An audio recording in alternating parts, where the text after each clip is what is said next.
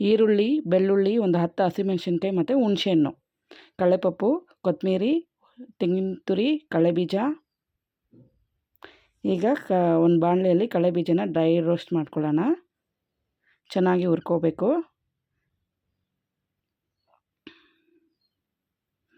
ಚೆನ್ನಾಗಿ ಫ್ರೈ ಆದಮೇಲೆ ಅದು ಫುಲ್ಲು ಒಟ್ಟೆಲ್ಲ ಬಿಡಿಸ್ಕೊಳ್ಳೋಣ ಕಡಲೆಬೀಜದ್ದು. ಈಗ ಮತ್ತೆ ಒಂದು ಬಾಣಲೆ ಇಟ್ಟು 1-2 ಸ್ಪೂನ್ ಎಣ್ಣೆ ಹಾಕಿ ಈರುಳ್ಳಿ ಹಾಕಿ ಚೆನ್ನಾಗಿ ಫ್ರೈ ಮಾಡ್ಕೊಳ್ಳೋಣ. ಚಟ್ನಿಗೆ ಹುರಿದು ಹಾಕಿದ್ರೆ ತುಂಬ ಚೆನ್ನಾಗಿರುತ್ತೆ. ಚೆನ್ನಾಗಿ ಫ್ರೈ ಮಾಡ್ಕೊಳ್ಳಿ. ಮತ್ತು ಬೆಳ್ಳುಳ್ಳಿ ಹಾಕ್ತಾಯಿದ್ದೀನಿ.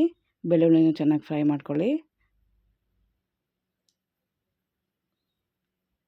ಮತ್ತು ಹಸಿಮೆಣ್ಸಿನ್ಕಾಯಿ ಹಾಕ್ತಾಯಿದ್ದೀನಿ. 10 ಹಸಿಮೆಣ್ಸಿನ್ಕಾಯಿ ತೊಗೊಂಡಿದ್ದೀನಿ ನಾನು. ಅದನ್ನು ಚೆನ್ನಾಗಿ ಫ್ರೈ ಮಾಡ್ಕೊಳ್ಳಿ. ನಿಮ್ಮ ಖಾರಕ್ಕೆ ಎಷ್ಟು ಬೇಕೋ ಅಷ್ಟು ಹಸಿಮೆಣ್ಸಿನ್ಕಾಯಿ ತೊಗೊಳ್ಳಿ.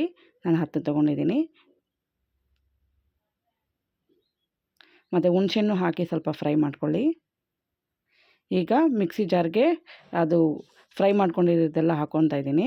ಕಡಲೆಬೀಜ ಹಾಕ್ತಾಯಿದ್ದೀನಿ, ಕಡಲೆಪಪ್ಪು ಹಾಕ್ತಾಯಿದ್ದೀನಿ, ಕೊಬ್ಬರಿ ತುರಿ ಹಾಕ್ತಾಯಿದ್ದೀನಿ ಒಂದು ಚಿಕ್ಕ ಕಪ್ಪಷ್ಟು, ಮತ್ತು ರುಚಿಗೆ ತಕ್ಕಷ್ಟು ಉಪ್ಪು ಮತ್ತು ಕೊತ್ತಂಬರಿ ಹಾಕಿ ಚೆನ್ನಾಗಿ ರುಬ್ಕೊಂಡು ಆಮೇಲೆ ಇದಕ್ಕೊಂದು ಒಳ್ಳೆ ಒಗ್ಗರಣೆ ಕೊಡೋಣ. ಈಗ ಎಣ್ಣೆ 1-2 ಸ್ಪೂನು,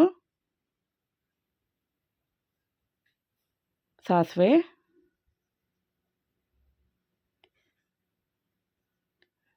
ಚೆನ್ನಾಗಿ ಚಿಟ್ಲಬೇಕು. ಕರಿಬೇವಿನ ಸೊಪ್ಪು, ಒಣಮೆಣ್ಸಿನ್ಕಾಯಿ ಹಾಕಿ ಚೆನ್ನಾಗಿ ಫ್ರೈ ಮಾಡಿ ಚಟ್ನಿಗೆ ಒಂದು ಒಗ್ಗರಣೆ ಕೊಟ್ಟರೆ ರುಚಿಯಾದ ಚಟ್ನಿ, ಹೋಟೆಲ್ ಸ್ಟೈಲಿನ ನೀರು ಚಟ್ನಿ ರೆಡಿ ಆಗುತ್ತೆ. ತುಂಬ ಸೂಪರಾಗಿರುತ್ತೆ. ಒಂದ್ಸಲ ಈ ರೀತಿ ಮಾಡ್ಕೊಂಡು ನೋಡಿ, ತುಂಬ ಚೆನ್ನಾಗಿ